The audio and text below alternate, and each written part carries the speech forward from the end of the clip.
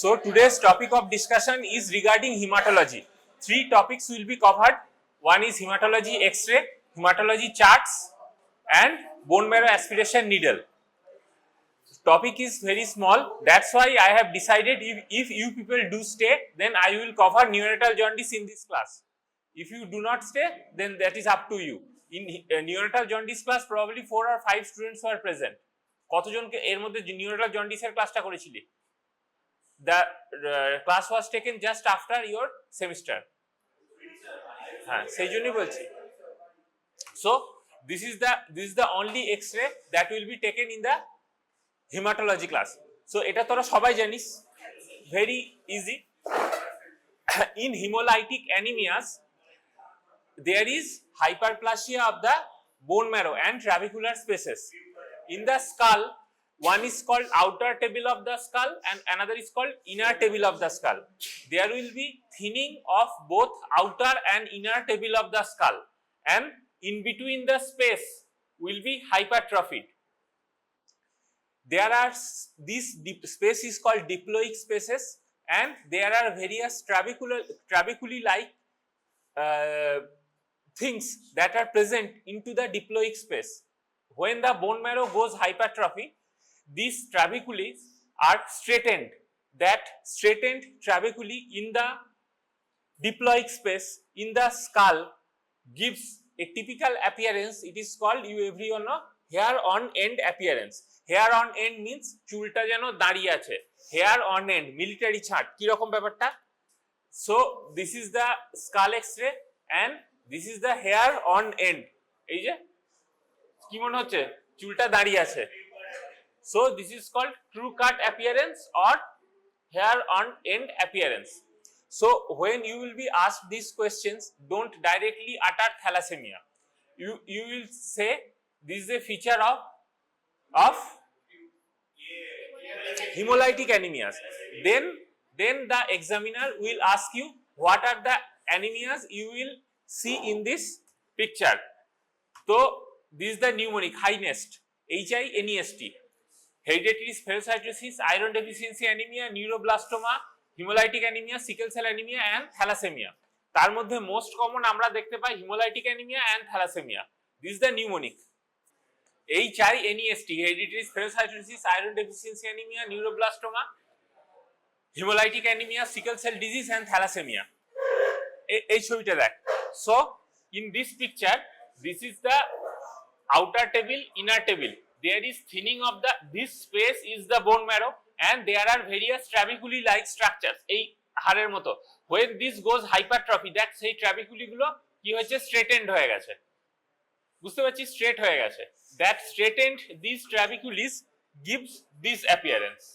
বোঝা গেল? And also there is thinning of the outer and inner table of the skull. এছাড়াও আরো অনেক জায়গাতে দেখা যায়, মেটাকার্পালসে দেখা যায়, আরো অন্যান্য বনে দেখা যায়, স্টারনামে দেখা যায়, but the classical hair on end, hair যেহেতু কথাটা বলা হয়েছে, so the classical hair on end appearance is usually seen in the skull x-ray. Hypertrophy বাকি বোনগুলোতে যেখানে যেখানে বোন ম্যারো আছে, যেখানে যেখানে মেডুলারি হিমাটোপয়েসিস হবে সেখানে সেখানেই দেখা যাবে, but the classic hair on end appearance is usually we see it in skull X-ray. Now coming to the bone marrow aspiration needle. There are two types of bone marrow aspiration needle. You have read it in pathology probably. One is Salahs needle and another is Klima's needle. দুটো needle তোদের দিয়েছি, দেখে নিবি. In Klima's needle, this is the guard. This portion enters your bone marrow. This is the guard. And in Klima's needle, there is a threading is present in the shaft. So you can adjust this guard according to the depth you want to insert. ওইটা ঘুরিয়ে ঘুরিয়ে দেখ তোদের হাতে দেওয়া আছে, সেইখানে এই জিনিসটাকে অ্যাডজাস্ট করা যায় যে কতটা অবধি আমি ইনসার্ট করব নিডলটাকে. and this portion is the স্টিলেট, এটাকে বার করা যায়. সেম জিনিস সালাস নিডেলে, সেখানে ডিফারেন্সটা হচ্ছে এইটা গার্ড আর এইটা হচ্ছে এইটা নিডেল, এটা হচ্ছে adjustable guard, and you can move up or down this adjustable guard. আমরা কমনলি ক্লিমাসটা ইউজ করি, but Salah's can also be used. In Salah's needle this is the stylet, দেখে নে তোদের হাতে দেওয়া আছে. Now this is called Jamshidi's needle or Jamshidi's bone marrow biopsy nile aspiration can also be done, biopsy can also be done. So where do we need a bone marrow aspiration or where do we need a bone marrow biopsy? কিছু indication বলতে পারবি? হ্যাঁ জোরে ALL না, ওরকম ALL বলবি না, বল hematological malignancies and congenital bone marrow failure syndromes. What are congenital bone marrow failure syndromes? দু একটা এক্সাম্পল বল। হ্যাঁ হ্যাঁ লিমফ কিসে হয় সেটাকে কি বলে? ডিজিজটার নাম কি? হ্যাঁ কি কি ছিল? Name some congenital bone marrow failure syndromes, Fanconi's anemia, Diamond Blackfan anemia. You have heard these things? Acha. So congenital bone marrow failure syndromes. Second is aplastic anemia. Third is your hematological malignancies, bone marrow tumors, malignancies. These are indications of bone marrow biopsy or aspiration. What are the sites of bone marrow biopsy or aspiration? In pediatric patient, we do prefer posterior superior iliac spine. In infants less than 6 months of age, the site preferred is tibia.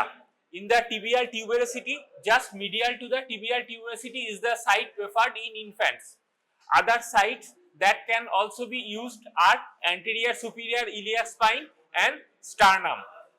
Sternum এর একটা problem হচ্ছে যে in sternum just underneath the sternum there are mediastinum, meaning there is vital structures. So if you over puncture the sternum, then the vital structures can be injured. So in pediatric patients we do not use sternum. এই তোরা আসতে বল, আমি চেঁচাতে পারবো না তো। In pediatric patients we do not use sternum as a site of bone marrow aspiration or biopsy. In pediatric patient we use posterior superior iliac spine. How bone marrow aspiration is done? First of all, you have to make the patient prone position. It is a daycare procedure. Patient do not need to be admission. Patient to be put in prone position and the local anesthesia.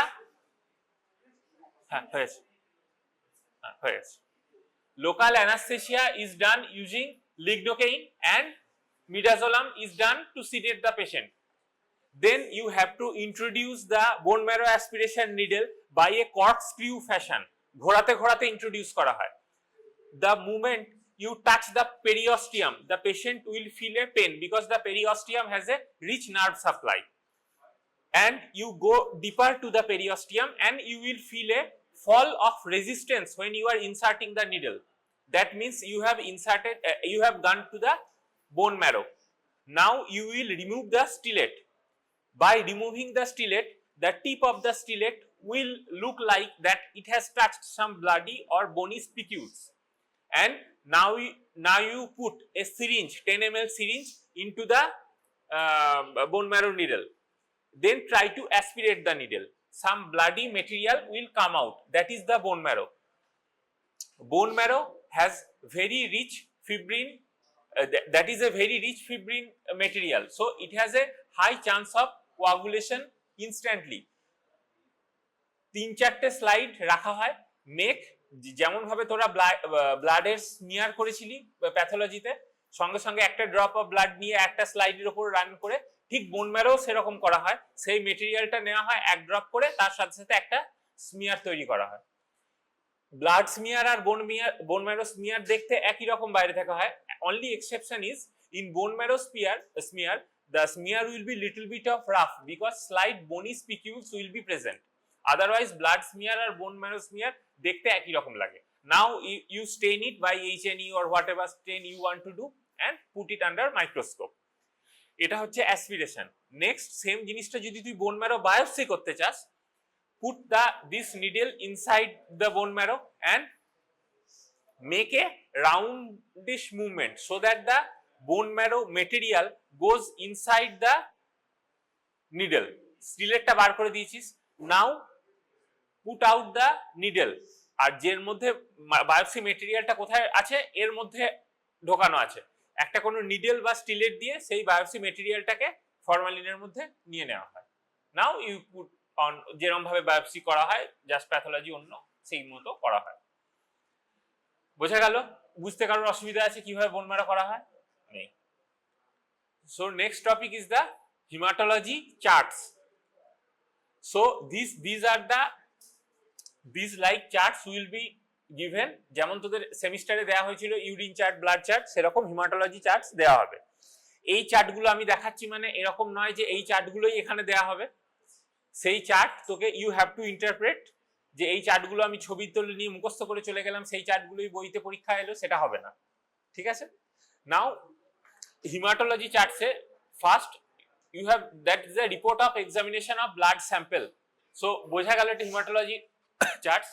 The hemoglobin 5 g/%, so the patient is anemic. Total leukocyte count 9500, normal. Neutrophil 42%, lymphocyte 52%, reticulocyte 5%, so it is on the higher side. RBC morphology is microcytic hypochromic with anisocytosis, poikilocytosis and presence of target cells. Platelet 1,80,000 and HPLC shows HbF of 98% and HbA2 of 2%. কি হবে বল? Thalassaemia কোন type? Major, intermediate, minor কোনটা? Major. কেন major বলছিস?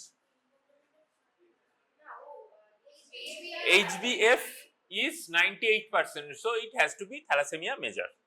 Beta-thalassemia major is the answer. পরেরটা দেখ, this is the report of examination of blood. Hemoglobin 4.5, so anemic. Total count, এখানে দেখ টোটাল এরিথ্রোসাইট কাউন্ট দিয়েছে 2.6 মিলিয়ন। মিন টোটাল এরিথ্রোসাইট নরমাল কাউন্ট কত হয়? 4.5 to 5.5. Leukocyte count 6,700. Neutrophil 38, lymphocyte 56. There is also microcytic hypochromic RBCs with anisocytosis, poikilocytosis and presence of target cells, যেমন ওইটাতে ছিল। But here the MCV is 58. MCV normally কত? MCV ঠিক করে বল। 75 to 85, মোটামুটি 80 plus minus 7. So if it is less than 70, 70, then we can call it as a microcytic. So MCV is less. MCH is also less. MCHC, mean corpuscular hemoglobin concentration, is also less. Serum ferritin level 4.5. Normal ferritin level কত? কতর নিচে হলে ferritin আমরা লো বলবো? মোটামুটি iron deficiency বলতে গেলে আমরা ferritin পেডিয়াট্রিকে 15 কম, মোর অর লেস। বিভিন্ন বইয়ে বিভিন্ন রকম ভ্যালু পাবি, মোটামুটি আমরা 15 ধরি। এটা নেলসনের রেফারেন্স 15টা। So this ferritin is 4.5, so the answer is iron deficiency anaemia. এবারে তোরা আমাকে বল, যদি আমি এইখানটাতে যদি আমি এমসিভি কোথায় গেল ফেরিটিনটা না দিতাম, সব থেকে ক্লোজ ডিফারেন্সিয়াল কি হতো? থ্যালাসেমিয়ার কোন পার্টটা? মাইনর। সো আয়রন ডেফিসিয়েন্সি অ্যানিমিয়ার সব থেকে close differential is thalassemia minor or intermediate. If you are not getting HPLC level, then how you can differentiate between thalassemia minor and iron deficiency anemia? কিভাবে করবি differentiate? HPLC ধর নেই তোর কাছে, ফেরিটিন নেই, শুধু CBC report. Mentzer index is one of the point, এটা একটা পয়েন্ট। তার ইন্ডেক্স করার আগে this point shows erythrocyte count in thalassemia minor, the erythrocyte count will be normal or higher. এইখানে কিন্তু 2.6 কমেছে। Mentzer index is another feature. আর তারপরে ফেরিটিন দেখে তো বুঝতে পারবি কোনটা এটা। হ্যাঁ, so haemoglobin is less, anaemia. Total leucocyte count normal. It shows features like microcytic hypochromic like iron deficiency anaemia, but the HPLC shows fetal hemoglobin of 98% and hemoglobin A2 as as 2%, তাহলে 100% তো এখানেই হয়ে গেল, তাহলে adult haemoglobin কোথায়? নেই। So that has to be HbF যখন 98% পাচ্ছিস তখন মেজর হবে। তোদের খুব অবভিয়াস দেয়া হবে, খুব বর্ডার লাইন ভ্যালু দেয়া হবে না। মাইনর তুই বল, তো কখন বলবি, সেক্ষেত্রে কি আসবে? হ্যাঁ বল কত, সেটা তো তুই বলবি, তোদের হেমাটোলজি পড়া হয়েছে। আমি এখন থ্যালাসেমিয়া পড়াবো নাকি? থ্যালাসেমিয়া পড়ানোর টাইম নেই, সেটা তুই বলবি, তোদের হেমাটোলজি পড়ানো হয়েছে। আচ্ছা next, haemoglobin 5.6, so anaemia. Total leucocyte count 1,20,000, প্রচুর বেড়ে গেছে। Neutrophil 10%, lymphocyte 70, but lymphoblast is 18%, and RBC is normal. Platelet count is also very less. What you are suspecting? Leukemia. So it is a case of acute leukemia. কিভাবে? Because there is blast of 18% and total count is very high. So it is a case of acute leukemia. Chronic বললে তোর এই acute leukemia feature দেখ, 18% blast তুই পাবি না। লিউকেমিয়ার ফিচারে ডেফিনিশনে দেখ 18% blast পাবি না। এখানে differential is only the blast is 18%। This is another picture, shows haemoglobin of 12.5%, so normal. Total leucocyte count 6,800, normal. Neutrophil 48, lymphocyte 46, RBC normocytic normochromic, normal. Platelet is only 34,000, so ITP. It is a case of idiopathic thrombocytopenic purpura. So it is a case of ITP. এবার ITP যদি late present করে, সেখানে ধর প্রচুর bleeding হয়েছে, তখন তুই হিমোগ্লোবিনটা কম পাবি। ITP এর ক্লোজ ডিফারেন্সিয়াল কে? DIC হতে পারে, লিউকেমিয়া হতে পারে, ক্রনিক লিউকেমিয়া বিশেষ করে। So report of examination of blood shows hemoglobin of 4.8, কমে গেছে। টোটাল লিউকোসাইট কাউন্ট 3,000, কমে গেছে। নিউট্রোফিল 60, লিম্ফোসাইট 80%, প্লেটলেট 20,000, তিনটেই কমে গেছে। তাকে আমরা কি বলি? প্যানসাইটোপেনিয়া। সো হোয়াট আর একটা কজ বল প্যানসাইটোপেনিয়া সবথেকে কমন না, আরো কমন, ও তো বললো ওটা ছাড়া, আরো বল।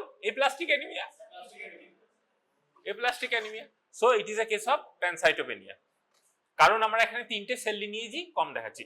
এর now after giving chart the examiner might ask you any question regarding pancytopenia, megaloblastic anaemia, what. সে এবার ওইখান থেকে তারপরে কোন লাইনে সে ঢুকবে depending on what answer you are giving.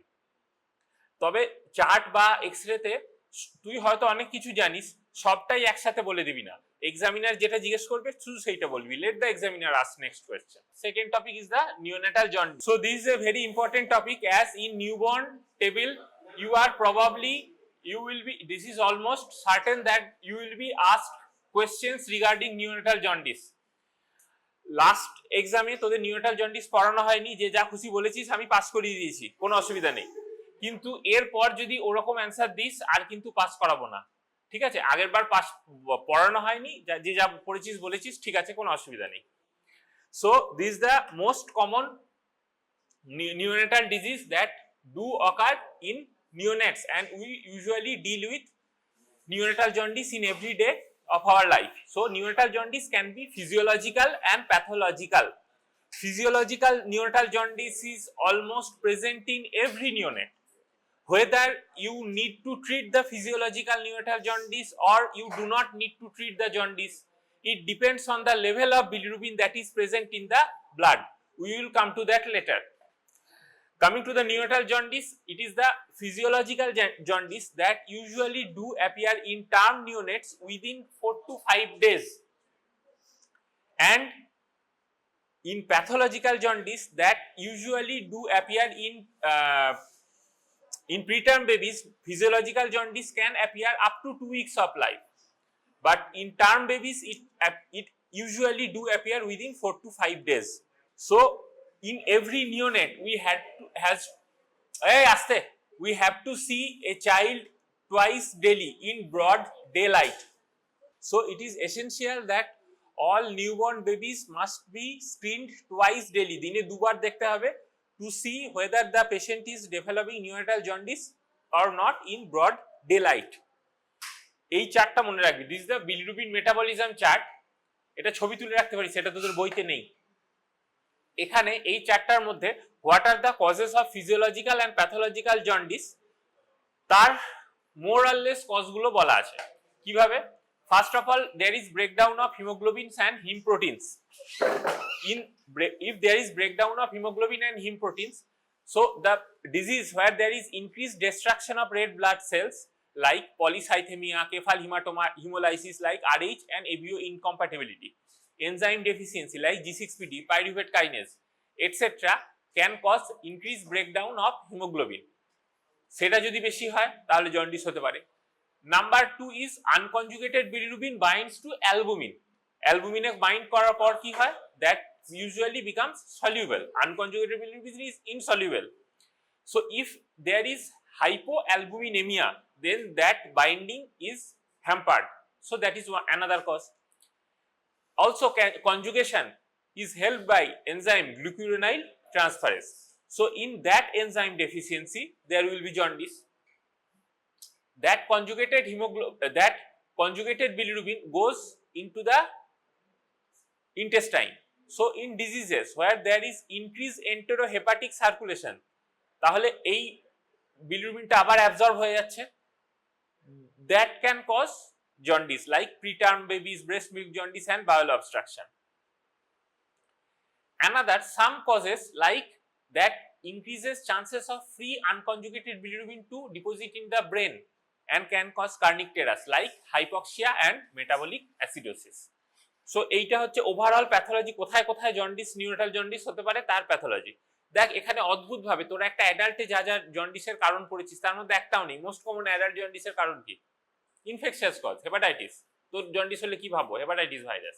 এর মধ্যে কোথাও হেপাটাইটিস ভাইরাসের কোনো গল্পই নেই। সো নিউনাটাল জন্ডিসে হেপাটাইটিস ইজ দ্য, মানে আমি বলবো লিস্ট কমন কজ, কেউ দেখেনি। পেডিয়াট্রিক এজ গ্রুপে ওকে মেটাবলিক লিভার ডিজিজ, এখানে মেটাবলিক লিভার ডিজিজ কিছু কিছু আছে, বাট ইনফেক্টিভ কজ এর মধ্যে very rare, although possible but very rare. So the neonatal jaundice is physiologically unconjugated. The most of the jaundice you usually see in neonate periods is unconjugated hyperbilirubinemia. But sometimes we do see cases of conjugated hyperbilirubinemia. If you are getting a baby of conjugated hyperbilirubinemia, then that has to be pathological jaundice. Unconjugated pathological hote pare, physiological hote pare, but if you are getting conjugated hyperbilirubinemia, then that has to be pathological. So when you will call it a physiological jaundice. Physiological jaundice has to appear after 24 hours of life.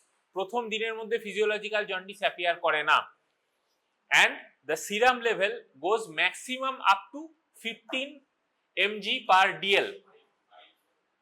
কি কোথায় that ভালো করে পড়। and the rate of increase of bilirubin is per day is up to 5 mg per day. মানে দিনে 5 এর বেশি বাড়বে না। যদি একদিনে 5 এর বেশি বাড়ে তাহলে আমরা সেটাকে প্যাথোলজিক্যাল ভাববো। 15 এর কম থাকলেও যদি একদিনে 5 এর বেশি বাড়ে তাহলে আমরা প্যাথোলজিক্যাল ভাববো। Rate of increase is important. and clinically physiological jaundice in term babies always do resolve by 2 weeks. In preterm babies it always resolve by 3 weeks, and it usually do not require any treatment.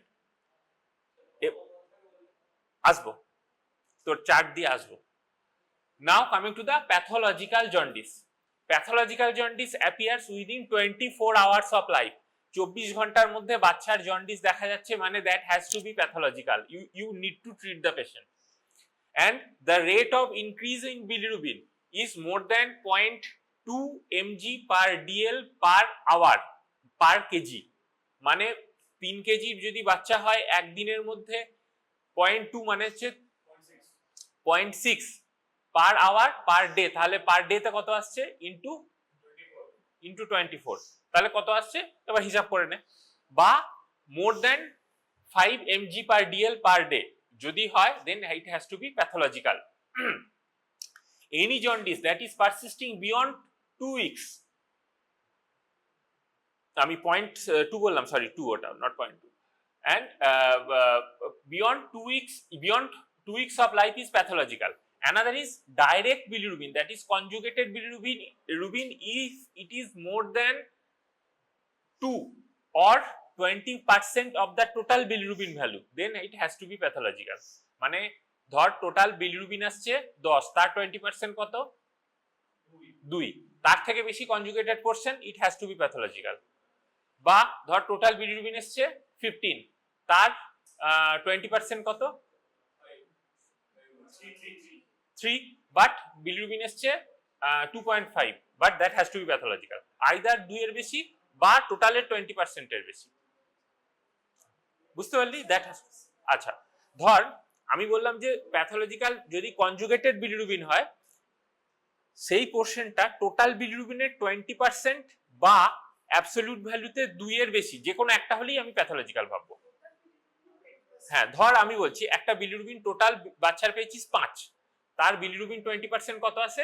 1, তার bilirubin পেলি conjugated portion 1.5, that is pathological.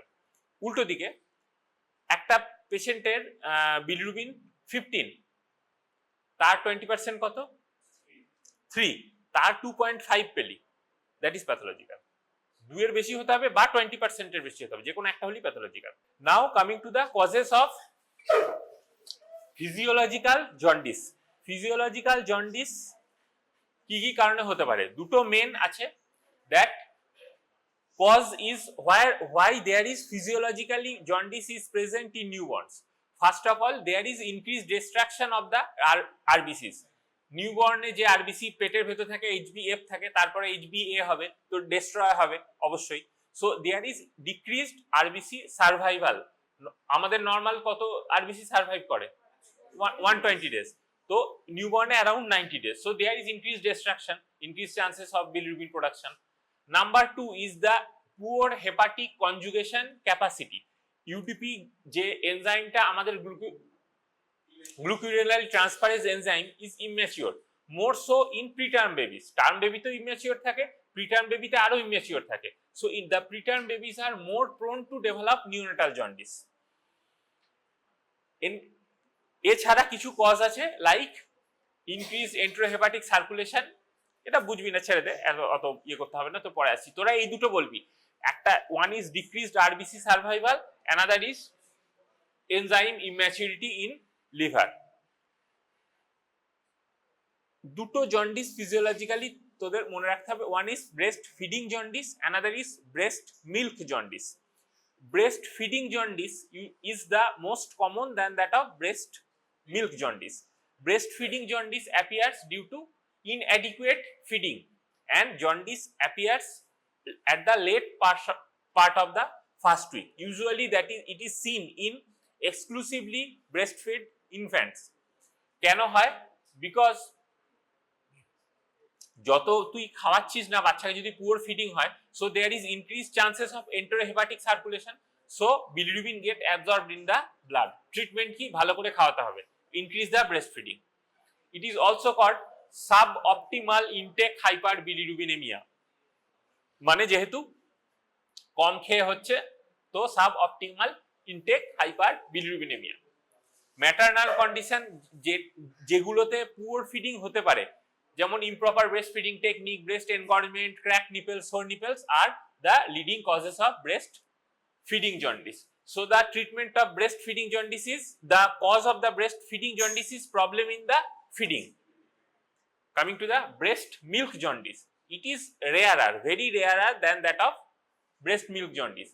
It usually appears at the end of first month of life.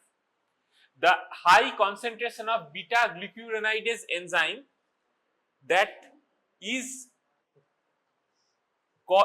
causes the deconjugation of bilirubin is the main culprit. তাহলে তোর হিসাব মতো হচ্ছে breast feeding বন্ধ করে দেওয়া উচিত, কিন্তু that is not the treatment. You should not stop breastfeeding even in breast milk jaundice and also in breastfeeding jaundice. কিভাবে মনে রাখবি? breast feeding jaundice a problem is in the breastfeeding, breast milk jaundice a problem is in the breast milk. It is also seen in exclusively breastfed infants. কেন breast feeding বন্ধ করা হয় না? Because তুই যদি ওটার জন্য ব্রেস্ট ফিডিং বন্ধ করে দিস, ব্রেস্ট ফিডিং এর আদার যে অ্যাডভান্টেজেস সেইগুলো যদি কমে যায়, এটার ডিসঅ্যাডভান্টেজটা অনেক, এটার অ্যাডভান্টেজ অনেক কম, তার থেকে এআরআই বেশি হবে, ডায়রিয়া বেশি হবে। তো breast milk jaundice, breast feeding জন্ডিসে কোনোটাতেই ব্রেস্ট ফিডিং স্টপ করা হয় না। ভেরি রেয়ারলি ব্রেস্ট মিল্কে স্টপ করা হয়, বাট সেটা বলবি না তোরা। Coming to the causes of pathological jaundice, hemolytic causes and unconjugated, আমরা এখানে unconjugated hyperbilirubinemia কজগুলো বলছি। One is Coombs test positive, another is Coombs test negative. So what is the Coombs test done in maternal blood? What is the Coombs test done in fetal blood? Fetal blood. So DCT is usually done in fetal blood. So in Coombs test, what you is the direct Coombs test. Coombs test will be positive in RH and ABO incompatibility, and Coombs test will be negative in other causes of hemolytic like hereditary spherocytosis, elliptocytosis, RBC enzyme defect, G6PD deficiency, alpha thalassemia, sepsis. আচ্ছা, sepsis-এ কিন্তু conjugated unconjugated দুটোই হতে পারে, hematomas and drugs. Some non-hemolytic causes, এটা hemolytic causes গেল, unconjugated, some non-hemolytic causes. বললি যে breast milk jaundice, Crigler Najjar type 1, type 2, Gilbert and infant of diabetic mother. What is Crigler Najjar type 1 and type 2 কিছু জানিস? আমরা এখানে কি বলছি? ওখানে উপরে লেখা আছে কি? আনকনজুগেটেড তো লেখাই আছে, তাহলে তুই কনজুগেটেড বলছিস কেন? আনকনজুগেটেড লেখা আছে। Yes, in Crigler Najjar type 1 and type 2. Type 1 presents in within 2 to 3 weeks of life. There is absolute absent activity of glucuronide transferase in the baby. So in type 1, absolute absent. So the baby has a very high chance of developing carnicterus. Bilirubin level বেড়ে 20, 25, 30, 35 হয়ে যায়। The treatment is, there is no treatment. Treatment is phototherapy. Phototherapy দিয়ে দিয়ে কমিয়ে রাখতে হয়। যত phototherapy দিবি বিলিরুবিন কমবে, আবার কিছুদিন পর বাড়বে। সো এই ক্রিগলার নাজার টাইপ 1 এ বাচ্চাকে হোম বেসড ফটোথেরাপি দেওয়া হয়। এই আস্তে, হোম বেসড ফটোথেরাপি দেওয়া হয়, মানে বাড়িতে ফটোথেরাপি ইউনিট নিয়েই চলে যাও, তুমি বাড়িতেই দাও, কারণ কন্টিনিউ তাকে ফটোথেরাপি দিতে হয়। তাহলে ট্রিটমেন্ট কি? কিছুই নাই। Liver transplantation. যখন কিছুই থাকে না ট্রিটমেন্ট, তখন এরকম টাইপের অ্যান্সার দেওয়া হয়। Liver transplantation. সিওপিডি তে চেস্ট খারাপ হয়ে গেছে, লাং ট্রান্সপ্লান্টেশন। হাইপারট্রফিক কার্ডিওমায়োপ্যাথিতে হার্ট খারাপ হয়ে গেছে, কি করবি? Cardiac transplantation. সেরকম অ্যান্সার আর কি। লিভার ট্রান্সপ্লান্টেশন প্র্যাকটিক্যালি করা পসিবল না। So this Crigler Najjar type 1 has a high propensity of causing carnicterus. Coming to the type 2, in type 2 the enzyme activity is not absent but it is deficient, so the manifestations are not that severe, and we can use some enzyme inducers that can increase the conjugation like phenobarbital. So phenobarbital is used in Crigler Najjar type 2. এখানে কার্নিকটেরাস in general হয় না, in general liver ট্রান্সপ্লান্টেশনের প্রয়োজন পড়ে না। Coming to the Gilbert syndrome, in neonate Gilbert syndrome is not usually seen. Gilbert syndrome is much more common than that of Crigler Najjar type 1 and type 2. Usually the bilirubin level does not go beyond 6, and there is some precipitating factor like stress, some drugs, fasting. এইগুলো হলে that enzyme activity decreases and jaundice precipitates. আমাদের মধ্যে হয়তো অনেকেই Gilbert syndrome থাকতে পারে, তুই যতক্ষণ না, সেটা বহু পেশেন্ট আছে এরকম অ্যাডাল্টহুডে গিয়ে তার গিলবার্ট সিনড্রোম ডায়াগনোসিস হয়েছে, কারণ নিওনেটে প্রেজেন্টই করে না। Infant of diabetic mother and hypothyroidism. Hypothyroidism can cause both unconjugated and conjugated hyperbilirubinemia. So what are the history you will take in neonatal jaundice? Like family history of jaundice, anemia and splenectomy. Splenectomy is done in hereditary hemolytic anemias like, কোথায় splenectomy করা হয়? দুটো indication বল। এই পেছনে গল্প করছিস, splenectomy indication বল দুটো। Thalassaemia একটা, আর অটোস্প্লেনেক্টমি কোথায় হয়? অটোস্প্লেনেক্টমি কোথায় হয়? অটোস্প্লেনেক্টমি থ্যালাসেমিয়া তো তুই করিস, মানে স্প্লিনটা তো ডক্টর রাখ বাদ দেয়। Sickle cell anaemia, hematological. Liver disease in the family like cystic fibrosis, Crigler-Najjar and tyrosinemia. Tyrosinemia নাম শুনেছিস? Tyrosinemia, have you heard the disease? কোন মেটাবলিজমে পড়েছিস? Tyrosinemia type 1 usually occurs due to fumarate acetoacetate hydroxylase deficiency. In that patient there is liver failure. That's why this jaundice develops. So another is cystic fibrosis. In cystic fibrosis there is mutation in CFTR mutation. Ball, 7, yes, CFTR delta F508 mutation is the most common. There are other mutations. In that cases there is increased chances of neonatal jaundice, meconium plaque syndrome, bronchopneumonia and bronchial asthma, recurrent chest infection and various other manifestations.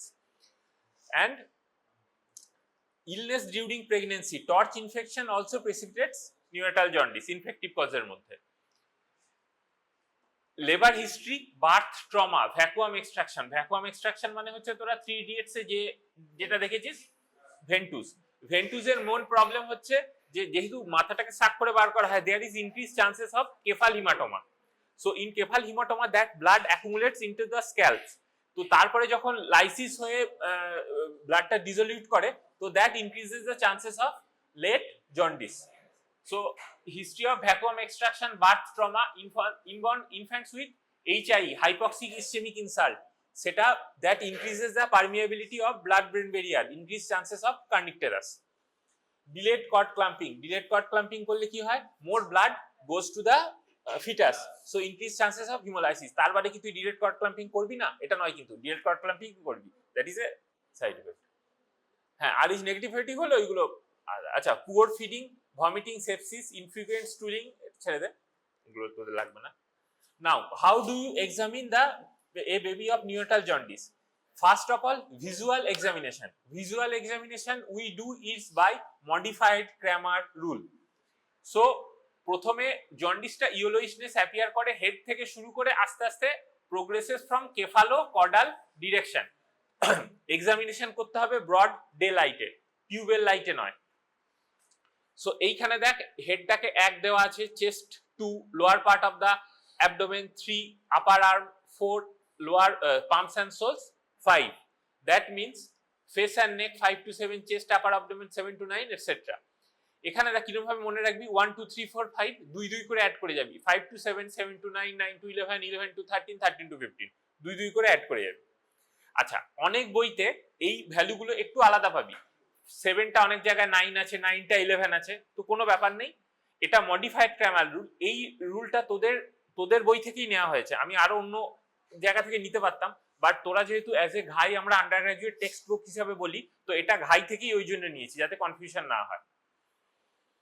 So this is the modified Kramer's rule. So in adult, in paediatric patients, where do you see jaundice? পেডিয়াট্রিকে jaundice আমরা কোথায় দেখি? আরে তার থেকেও common বল। হ্যাঁ, কোথায়? Upper bulbar conjunctiva, under surface of the tongue, palms. না পেডিয়াট্রিক বড় বাচ্চাদের, মানে পেডিয়াট্রিক 7 বছর 8 বছরের বাচ্চাকে কোথায় দেখি আমরা? Upper bulbar conjunctiva, under surface of the tongue, palm soles, তাই তো? But in newborn the site is completely different. We usually see the body surface. এখানে কিন্তু আমরা, তুই নিউবর্নে কোথায় জন্ডিস দেখবো বলে দিস না, আবার আপার বালবার কনজাংটিভা বলে দিস না, নিউবর্নে সেটা দেখা হয় না। হ্যাঁ না, নিউবর্নে এই যে তুই এখানে তো সারফেসটা কি দেখছিস, তো স্কিন সারফেস দেখছিস। So in newborn jaundice is assessed by visual inspection of the body skin surface. তো এবার তোরা আমাকে বল যে ব্লাডের মধ্যে জন্ডিস আছে, there is increase level of bilirubin in the blood, সেটা তো গোটা বডিতেই ঘুরছে, তাহলে মাথায় আগে অ্যাপিয়ার করছে তারপরে বডিতে অ্যাপিয়ার করছে কেন, মানে পাম্পস এন্ড সোলসে অ্যাপিয়ার করছে কেন? হ্যাঁ, বডি জন্ডিস কোথায় আছে? ব্লাডে, তো ব্লাড তো সব জায়গায় একই। না না না, কোথায়? সেটা ব্রেনে, মাথায় না, ব্রেনে। স্ক্যাল্পে নয়, বল স্কিনটা কি super thin. So in when you are seeing bilirubin in skin, you will looseness of the body, so there is deposition of bilirubin under the skin. The skin of the facial area are more thin than that of the peripheries. Palms and soles skin ki khub thick. So এইখানেও যদি yellowish appear করে যায়, that means the bilirubin level is so much high. ওই জন্য আগে মাথায় বা body ফেসে অ্যাপিয়ার করে, because the skin is thin, that is easy to visualise. যত পেরিফেরিতে যাবি স্কিন থিক হতে থাকবে আর দেখতে পাবি না। অ্যাডাল্টে কেন তোর বডি সারফেস কেন দেখা হয় না? Because you have got pigmentation in the skin, সেখান থেকে বিলিরুবিন পিগমেন্ট দেখা যায় না। তোকে কেন আপার বালবার কনজাংটিভা আমরা দেখি? বিকজ দ্যাট ইজ দ্য, তোর ব্যাকগ্রাউন্ডটা কি ওখানে হোয়াইট, ইলাস্টিক টিস্যু ওখানেও আছে, বডিতেও আছে, বাট আপার বালবার কনজাংটিভাতে ব্যাকগ্রাউন্ডটা তোর হোয়াইট, তো আমরা ভালো দেখতে পাই ওই জন্য। So how do you estimate bilirubin? There are various methods. In newborn, one method is used. It is a bedside procedure. It is called transcutaneous bilirubinometer. Procedure is called transcutaneous bilirubinometry, TCB estimation. কি রকম মেশিনটা দেখতে হয়? এই রকম। এইখানে দেখ, এটা মেশিন, এইখানে চাপ দিলে এখানে একটা ক্লিক হয় আর এখানে একটা লাইট জ্বলে। It uses the principal of spectrophotometry. তো এখানে 4-5টা রিডিং নেওয়া হয়, তার অ্যাভারেজ করা হয়। তো নর্মালি প্রেস করা হয় কোনো ব্রোনি প্রমিনেন্সের উপর, usually over sternum or forehead. তো এইখানে ক্লিক করা হয়, এখানে রিডিংটা দেখা যায় ইউজুয়ালি, বাট এটা this is used as a screening purpose only. For definitive purpose, you have to send the blood to the laboratory. Usually, the TCB value correlates with the blood bilirubin value up to 14 to 15 milligram per DL bilirubin. তার থেকে বেশি যদি হয়ে যায় তাহলে TCB ভ্যালুটা error দেখায়। বা when a baby is receiving phototherapy or had received phototherapy, তার আমরা TCB করতে পারি না, because that will give false negative result. Another is called the TSB or total serum bilirubin level. 2-3টে মেথডে করা যায়। One is called bilimeter. It is a bedside procedure. One capillary tube is taken and blood is taken into the capillary tube. Usually the machine is placed at the bedside. It gives instantaneous result. It usually gives digital readings of total serum bilirubin. Another most common method কি করা হয়? Vandenberg reaction or diazo method, যেটা তোদের ল্যাবে করা হয়।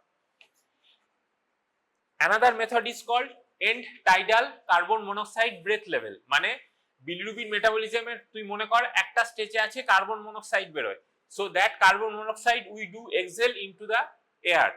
So end tidal CO level measurement is a method, but আমাদের দেশে এটা করা হয় না। আমাদের দেশে এই দুটোই করা হয় mostly, bilimeter and Vandenberg. Additional lab tests কি কি করবি বল? আর কি কি করতে চাস তুই? Mother blood to C the RH or ABO incompatibility, G6PD level, DCT level, pyruvate kinase level যেরকম তুই দেখতে চাস। peripheral smear and retic count কেন করতে চাস?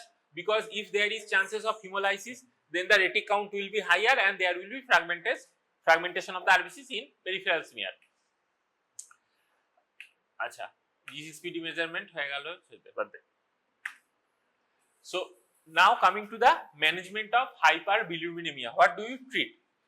First of all, when do you treat? কতর ওপর গেলে আমরা ট্রিট করব, কত নিচে গেলে আমরা ট্রিট করব না, তার জন্য আমাদের কিছু চার্ট আছে। দু রকমের চার্ট পাওয়া যায়।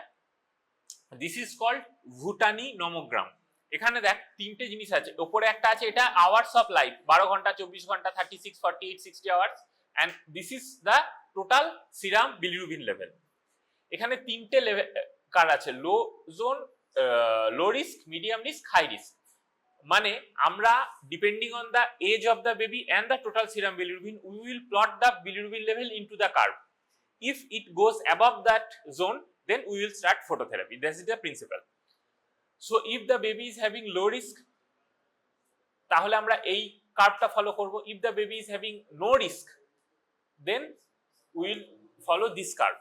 For example, we are making bilirubin, we are taking bilirubin at 72 hours of life.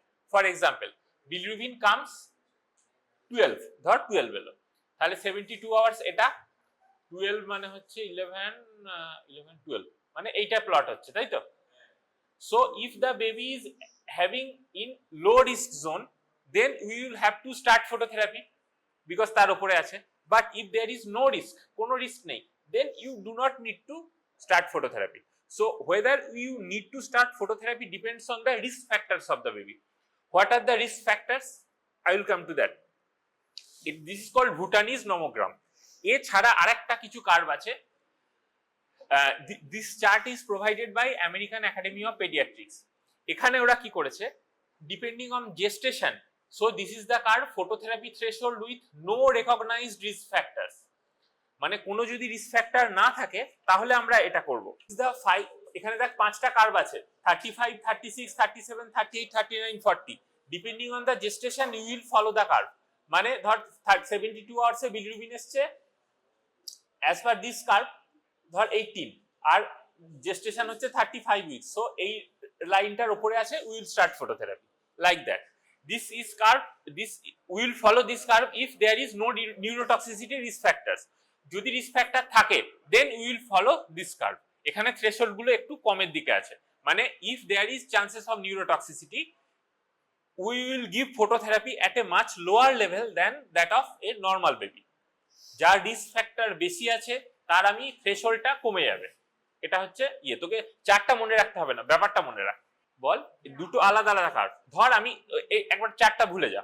ধর same baby, if there is present cut অফটা একটা নিউরোটক্সিসিটি আছে, যার মানে রিস্ক ফ্যাক্টর প্রেজেন্ট, তার ধর কাট অফটা কম হবে. যার নিউরোটক্সিসিটি রিস্ক ফ্যাক্টর নেই তার ফটোথেরাপির কাট অফটা বেশি হবে. মানে তার আমি 18 অবধি ধর ওয়েট করতে পারি, তার উপর ফটোথেরাপি দেবো. যার রিস্ক ফ্যাক্টর আছে তার হয়তো আমি 15তেই ফটোথেরাপি দিয়ে দেবো, because there is increase chances of neurotoxicity. কি কি risk factor? Preterm, RH hemolytic disease, ABO incompatibility, hypothyroidism, history of birth asphyxia, sepsis, etc. এই রিস্ক ফ্যাক্টর গুলো যদি থাকে তাহলে আমরা হাই রিস্ক বেবি ভাববো. তখন আমরা উইথ নিউরোটক্সিসিটি রিস্ক ফ্যাক্টরে এই কার্ভটা ফলো করব.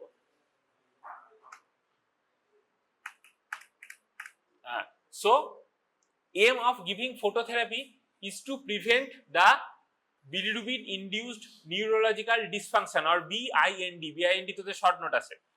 So BIND, because if the bilirubin goes above 20 mg per dl, that can cross blood brain barrier and it will deposit into the basal ganglia, that can cause bilirubin induced neurological damage, disease or BIND or kernicterus.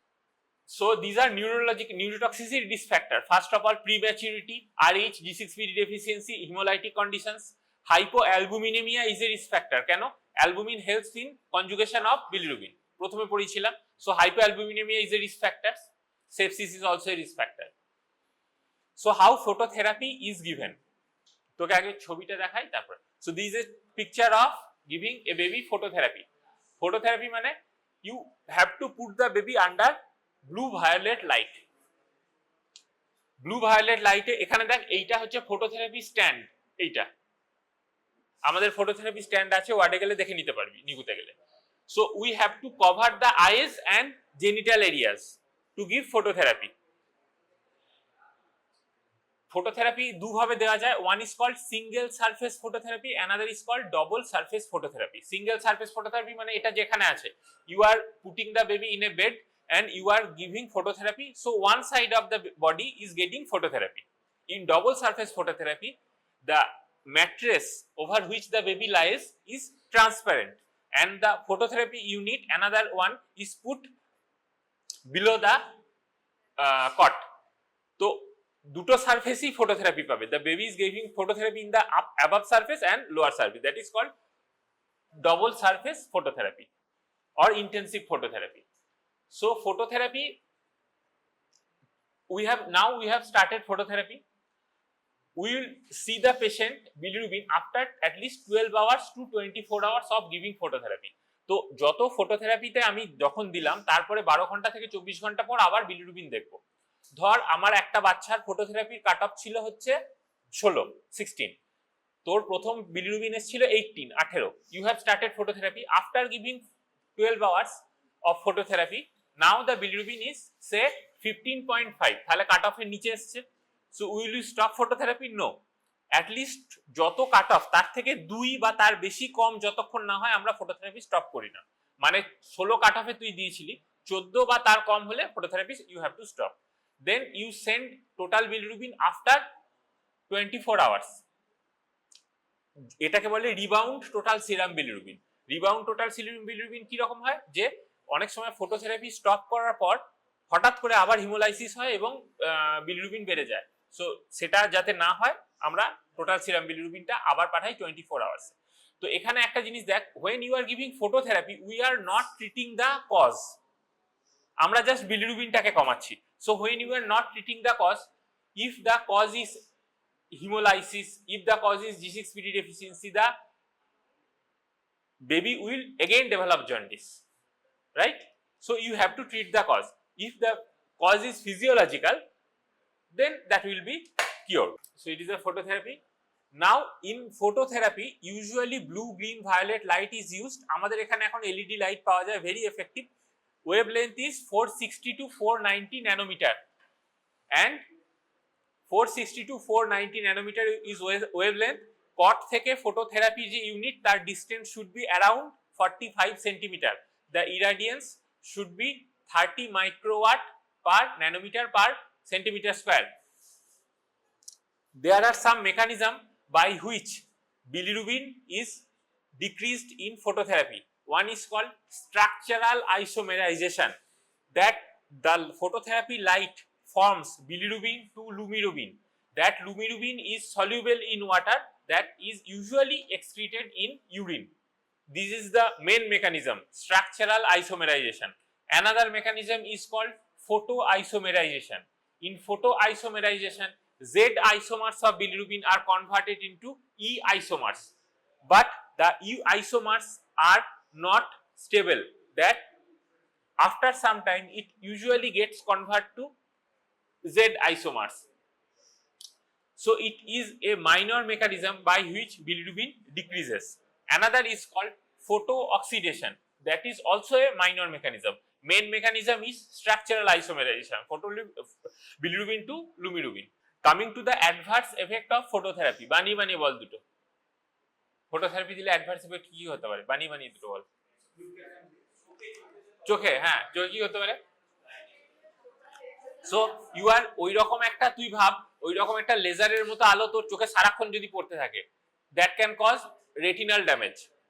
So we have to cover the baby's eyes and we have covered জেনিটালস।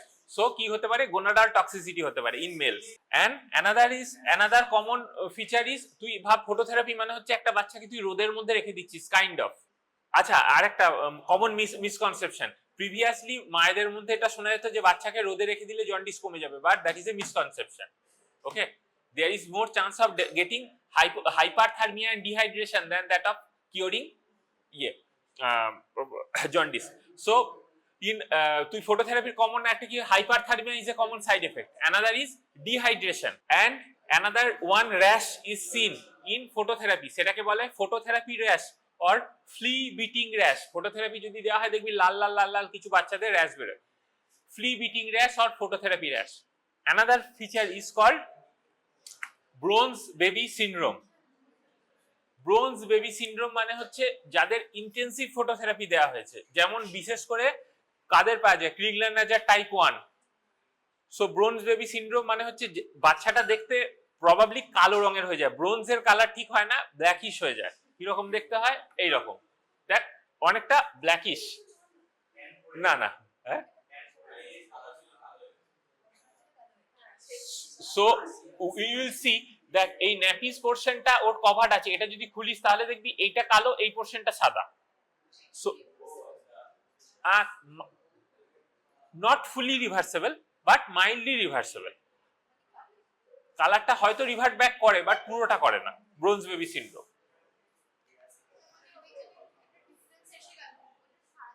সারা জীবন থাকে না, অনেকটা তুই জিনিসটাকে comparison করতে পারিস। তুই কোনো C সাইডে গেছিস, তোর ট্যানিং হয়, হয়তো ট্যানিং হয়, সেটা রিভার্সেবল বাট লেট, অনেকটা তার similar. Now coming to another method of treatment is exchange transfusion. Aste exchange transfusion.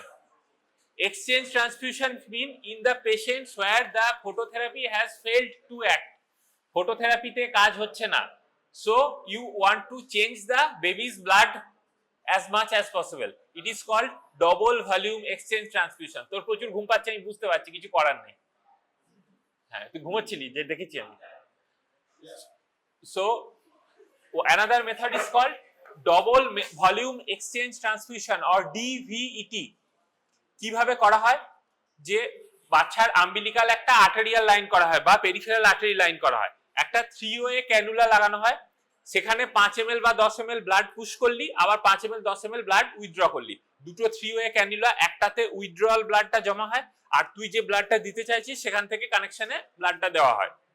বুঝতেই পারছিস, ডবল ভলিউম বলা হচ্ছে, মানে you want to give double the amount of volume of blood that is present in the baby's body. তো আমাদের baby নিউবর্নে blood volume কত? নিউবর্নের আর তার কথাই হচ্ছে।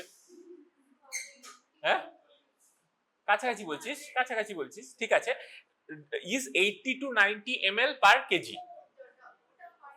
হ্যাঁ, আমরা দেখবো, ঠিক আছে। সো ধর একটা 3 কেজির বাচ্চা, তার ব্লাড ভলিউম কত? আমি 80 করে ধরলে 240 ml is the blood volume, তার ডবল ভলিউম মানে 480 ml। So we want to give 480 ml of blood in a 3 kg baby. একটা ব্লাড ভলিউমে তোরা যে ইয়ে করিস তাতে কত ব্লাড থাকে? অ্যারাউন্ড 250 ml একটা ব্যাগে। সো তোর নরমালি তোকে যে ব্লাডটা দেওয়া হয় তাকে একটা 1 ইউনিট ব্লাড ট্রান্সফিউশন মানে 250 ml।